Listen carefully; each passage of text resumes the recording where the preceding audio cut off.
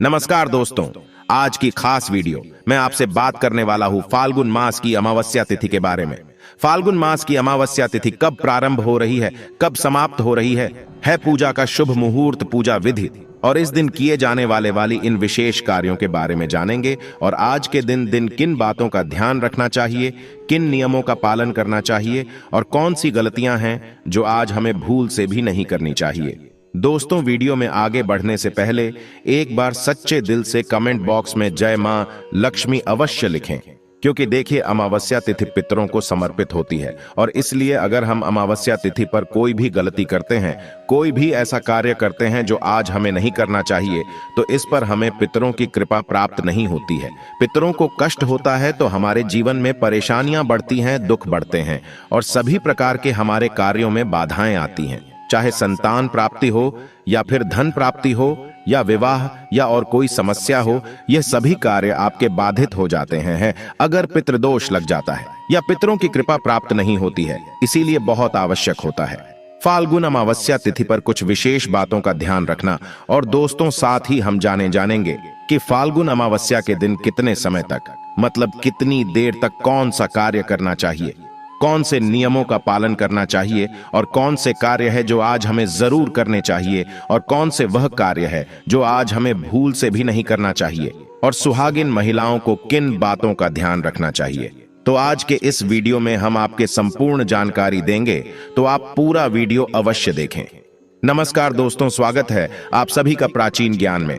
वैसे तो प्रत्येक ही मास की अमावस्या बहुत महत्वपूर्ण होती है, लेकिन फाल्गुन माह की अमावस्या को विशेष रूप से महत्वपूर्ण माना गया है। इस अमावस्या को फाल्गुन अमावस्या कहा गया है।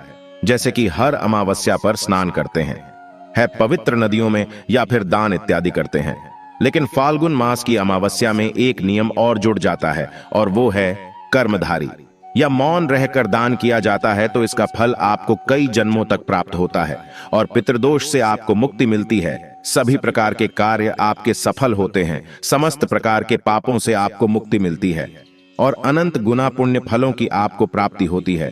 तो आज के दिन कर्मदान का विधान हमारे शास्त्रों में बताया गया है। तो आइए जानते हैं फाल्गुन अमावस्या तिथि का प्रारंभ कब हो रही है।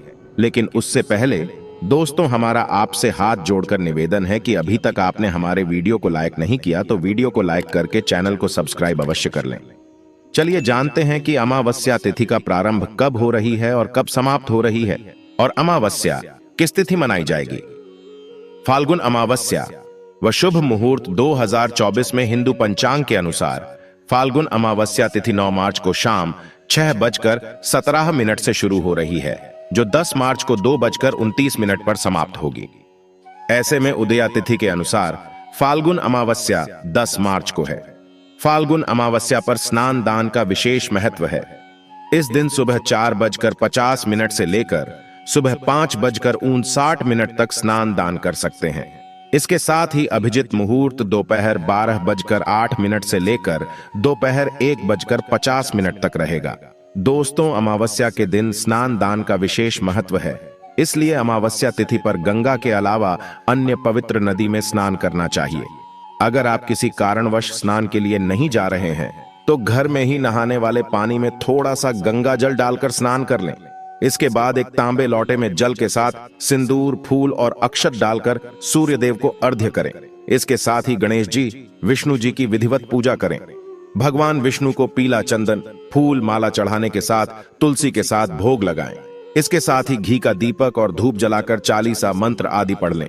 फाल्गुन अमावस्या के दिन दिया शुभ योग फाल्गुन अमावस्या के दिन सर्वार्थ सिद्धि योग का महासंयोग बन रहा है।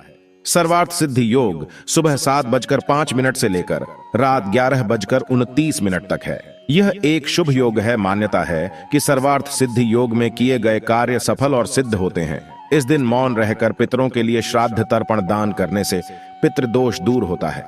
फाल्गुन अमावस्या के दिन काली चींटियों को शक्कर मिला हुआ आटा खिलाने से पाप कर्मों का क्षय होता। फाल्गुन अमावस्या के दिन प्रातः का सूर्य भगवान को अर्घ्य देना चाहिए। अर्घ्य देते समय तांबे के लोटे में लाल सिंदूर, लाल फूल व काले तिल डालना शुभ होता है। इसी दिन आपको स्नान दान इत्यादि सभी नियम पालन करने होंगे। दोस्तों, आज के दिन अगर आप कुछ बातों का ध्यान रखते हैं कुछ चीजों का दान करते हैं तो सभी प्रकार के शनि दोषों से भी मुक्ति मिलती है।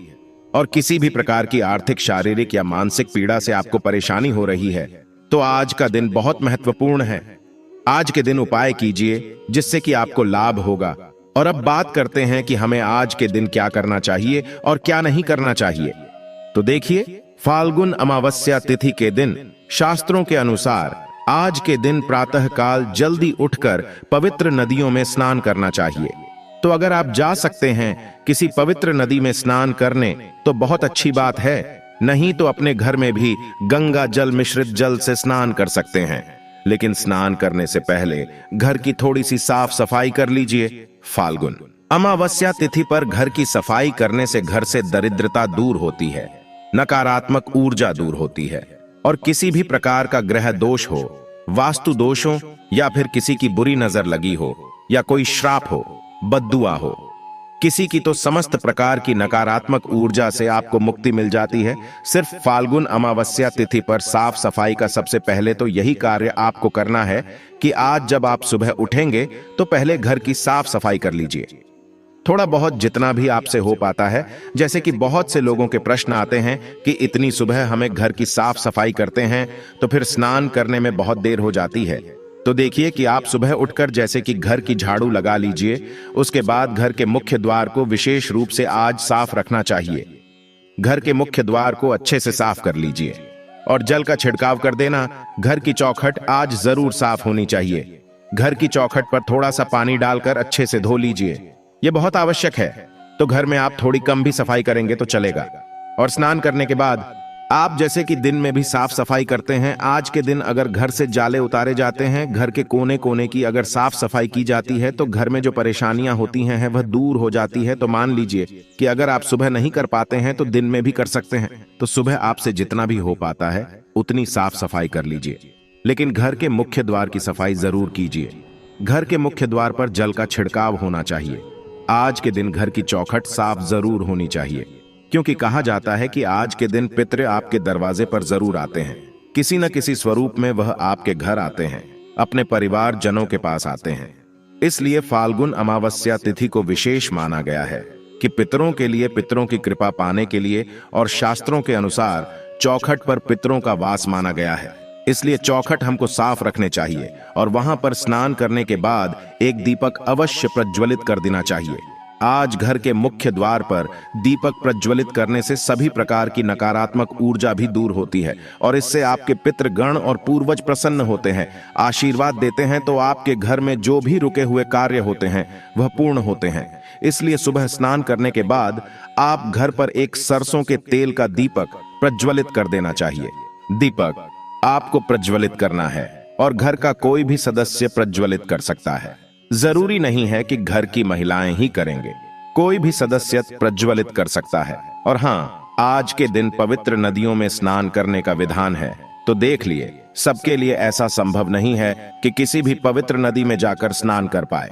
तो ऐसे में आप अपने घर में भी गंगा जल और काले तिल मिलाकर उस जल से स्नान करें और घर में बच्चे, बड़े या फिर बुजुर्ग सभी के लिए इसी प्रकार से जल तैयार करना है। मतलब जल में आपको गंगा जल और काले तिल जरूर मिलाने हैं। अगर इस प्रकार से स्नान करते हैं, इससे पुण्य की प्राप्ति होती है, परिवार के दुर्भाग्य दूर होता है और दोस्तों, सभी परिवार के सदस्यों के ऊपर किसी भी प्रकार का ग्रह दोष हो तो वह दूर हो जाता है। तो यह साल की बड़ी अमावस्या है। इस नियम का पालन प्रत्येक व्यक्ति को जरूर करना चाहिए और स्नान करने के बाद भगवान सूर्य देव को जल अर्पित करें। आप जल में अगर काले तिल मिलाकर जल अर्पित करते हैं तो यह बहुत ही अच्छा होगा। इससे सभी प्रकार के बुरे ग्रह दोषों से आपको मुक्ति मिलती है और किसी भी प्रकार का शनि पीड़ा हो तो इससे भी मुक्ति मिलती है। और भगवान सूर्य देव को जल अर्पित करने के बाद आप तुलसी में थोड़ा सा कच्चा दूध अवश्य अर्पित कीजिए। इसके बाद आप अपने घर के मंदिर में जो भी पूजा स्थान है वहां एक दीपक प्रचलित कीजिए। और हाँ, आज पीपल की पूजा का विशेष महत्व होता है, तो घर के आसपास अगर पीपल का वृक्ष हो तो वहां जाकर आप जल में थोड़े से काले तिल मिलाकर कर और पीपल की जड़ में अर्पित कीजिए और इसके बाद धूप दीप करके पीपल की पूजा करनी चाहिए। और हाँ, फाल्गुन अमावस्या के दिन में पीपल के पास दीप दान अवश्य करना चाहिए। या तो एक मिट्टी कर ले, आप चाहे तो आटे का दीपक बना सकते हैं, उसमें सरसों का तेल डाल दीजिए और एक लौंग डालकर कर अपने पितरों का मन में ध्यान करते हुए दीप प्रज्वलित कर लीजिए।